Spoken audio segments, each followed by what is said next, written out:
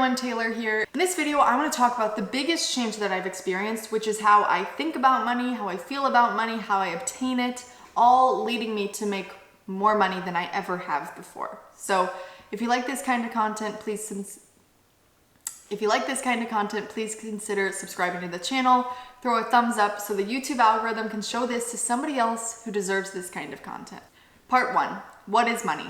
On a scholarly level, money is a medium of exchange. We spend it in exchange for things that we want, but we know that it's not that simple. Money is emotional. It's why the most viral content usually includes giving away money or involves money in some variety. A lot of people associate money with solving all of their problems, which they're not entirely wrong.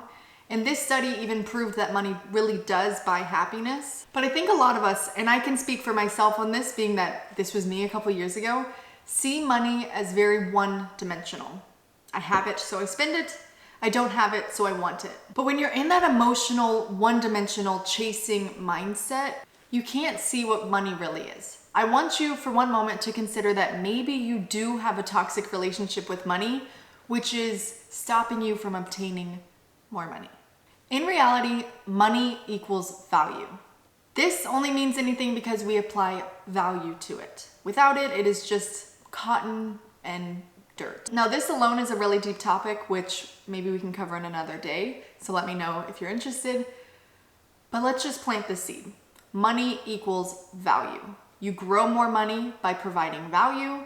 You save more money by understanding if the items that you're buying are providing value. You grow your money by scaling the value that you provide, but more on that later. Part 2, what is your relationship with money? Money issues are tough. They're generational, they're emotional, they're traumatic. It's one of the leading causes of divorce, and still, so many people do not understand money and its basic function. Think about all of the money that has entered your life throughout the course of your working career. How much of that is still in your possession today? Herein comes the balance between income and expenses, but let's look at this as consumption versus production. A study from CareerBuilder found that 78% of Americans are living paycheck to paycheck, and nearly 1 out of every 10 Americans making over $100,000 a year is still living paycheck to paycheck. The national average salary in 2020 was $56,000, which means nearly 10% of everyone making almost double the national average is still paycheck to paycheck. So here's our sphere. We have consumption and production. So although most of us want to increase both sides of this equation, because if we produce more money, then we can buy more things, but what we really need to look at first is the consumption. 78% of professional athletes go broke within 3 years of retirement. Production, or the amount of money that you make, means nothing if your consumption is out of control. Part 3, the money trap. Let's talk about the rat race. Now, I'm sure we've all heard about it, so comment down below what the rat race means to you. Go ahead, I'm waiting. When most people think about the rat race, they think about being stuck in their 9 to 5, right? It's wake up, coffee, go to work, come home, dinner, shower, bed, repeat, 5 days a week, and you get stuck. But that really villainizes the 9 to 5, which I'm an entrepreneur myself, so I kind of ride that line anyways, but there's really nothing wrong with the 9 to 5. People have created generational wealth with it. It's a level of security that you absolutely do not get with entrepreneurship, but the real rat race is being one emergency away from going broke. One medical emergency, one flat tire, one pandemic away from going over the edge. So then your job becomes a necessity and it becomes the lifeline that keeps you to afford your lifestyle. So how do you change this? The first step is understanding your relationship with money. So we touched on it a little bit in the beginning of the video, but really understanding, how do your parents talk about money? How do they feel about money? How do they handle money? For example, did they take you on a lavish vacation every time they got money? Or were they super stingy and didn't do anything fun with the money? These things, whether you realize it or not, are going to have an impact on how you handle money. So start there. Understand your relationship and focus on your consumption.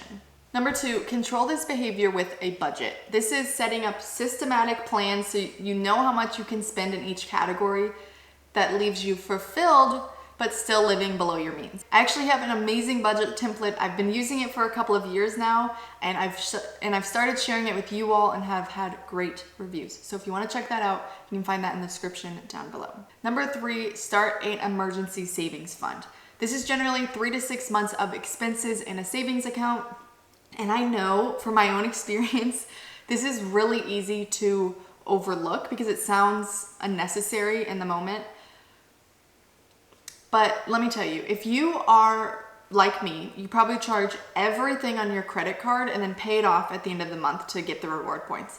But the problem is if I didn't have an emergency savings fund, for example, I'm taking my dog tonight to an emergency, like urgent care vet, probably gonna be pretty pricey. And if I didn't have an emergency savings fund, then that could set me over to which I can't pay off my credit card balance.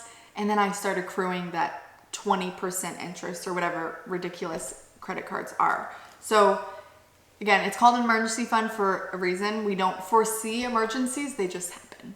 I want to go quickly back to the topic that I slid by, which is living below your means. So we live in a digital world. Social media is more prevalent than it has ever been in our lives. And I'm sure you've heard the saying, keeping up with the Joneses.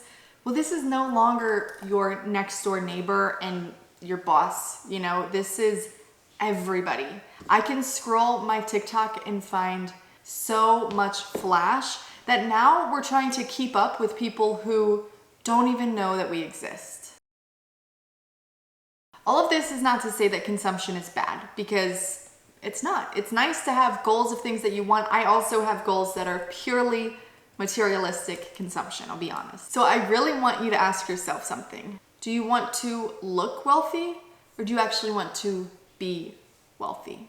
For many people, the rat race begins because you pursue more, which means you increase your lifestyle, you buy the new house, you buy the new car, and suddenly that job that was once a means to an end is now a lifeline keeping you from debt.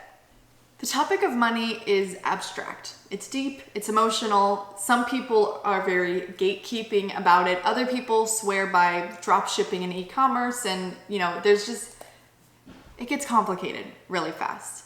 There is no single route to financial freedom, and everybody's definition of freedom is different. But one thing that all the finance experts can agree on is that you can't handle, make, or manage your money from an emotional state. If you can remove the emotion, you can lower your spending, still enjoy your life, see money as a tool, provide and grow your money with value, and so much more. I have made it my goal to share my finance journey out loud across all of my channels. You can find me sharing income streams, side hustles, investing tips, business ideas, and so much more. So I'm a full-time entrepreneur. I have a couple businesses running, and they're starting to pick up steam. So I'm gonna be sharing more. So thank you so much for watching. I hope you enjoy this kind of content, and I'll see you soon.